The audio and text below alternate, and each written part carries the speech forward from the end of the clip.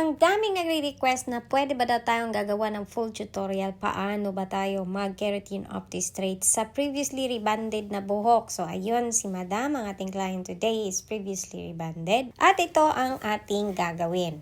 Unang-una is kailangan nating mag-clarify ng shampoo at tatanggalin natin ang lahat ng mga product build-up at iba pa mga mineral build-up na nakikip sa hair ng ating client bago tayo mag-apply ng Keratin OptiStraight. At kung makikita ninyo sa video, since straight naman yung rebonded parts ng hair ng client natin, dito tayo nakafocus lamang sa regrowth. At para mas madaling ma-open ang cuticle ng hair, kailangan lang natin itong i-rub together, section by section, hanggang sa ma-fully covered natin itong regrowth area. I believe na kapag malinis ang ating canvas, magiging malinis at perfect din ang magiging resulta ng any hair services na ating gagawin. 2 beses kong na-shampoo ng clarifying shampoo ang ating client at ito ang nagiging resulta after natin ito mabanlawan and after drying ito na ang nagiging outcome nito. Dry application tayo for our Keratin OptiStraight treatment. So, ito na ang nagiging resulta after nating madry ang buhok ng ating client at mapapansin niyo sa kanyang hair,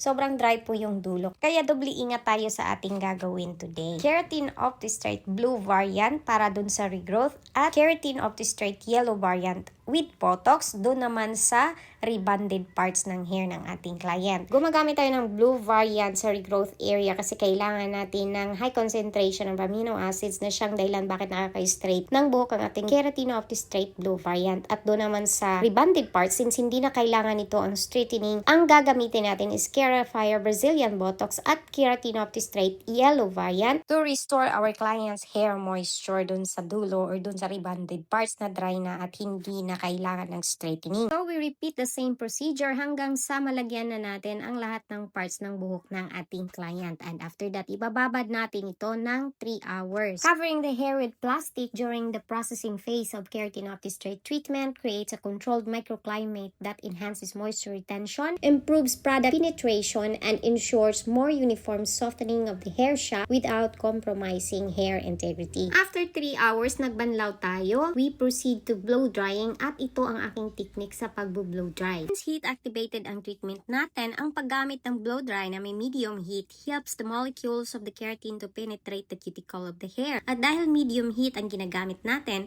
hindi ito agad mag-break kundi it slowly wraps up the cuticle layer while slowly penetrating deeply in the cortex in preparation for the next step, which is the thermal reconditioning. Proceed na din tayo sa pag-thermal reconditioning at ito na yung pagpaplansya natin. So dito sa pagpaplansya ng Keratin OptiStraight natin, hindi po ito katulad sa pagre-rebond na kailangan 5 to 10 times lang okay na. Ang technique ko, I'll start with the low heat temperature na nasa 160 lang. So try nyo bilangin na kailang hagod ako nito using the lowest temperature na nasa 160 degrees lang. 7 times natin itong hinahagod with the low temperature and after that mag-start na tayong magplansya with high temperature at 200 degrees Celsius. Try nyo bilangin na kailang hagod tayo sa buhok ng ating client at dito nag-count ako ng 15 times yung pagkakahagod at napapansin niyo yung pag-shine ng hair. After thermal reconditioning, nagbanlaw na tayo dahil ang ating hair treatment is a same day wash hair treatment. So dan sa mga nag-i-scam na ginagamit yung pangalan ng Keratin OptiStraight tapos rebonding naman ang ginagawa. So ito ang inyong palatandaan pag hindi yan binabanlawan ang inyong buhok pagkatapos ng hair treatment na ginagawa sa inyong buhok. Ibig sabihin that is hair rebonding at hindi po yan Keratin OptiStraight. So after the treatment, gumagamit tayo ng sulfate-free shampoo. So sa ating pagsa-shampoo, tinatanggal natin yung residue ng treatment na natitira dun sa scalp ng ating client. Panlawan ng maayos and we proceed to applying that sulfate-free conditioner. All the products that is used in this video is for professional use only and not intended for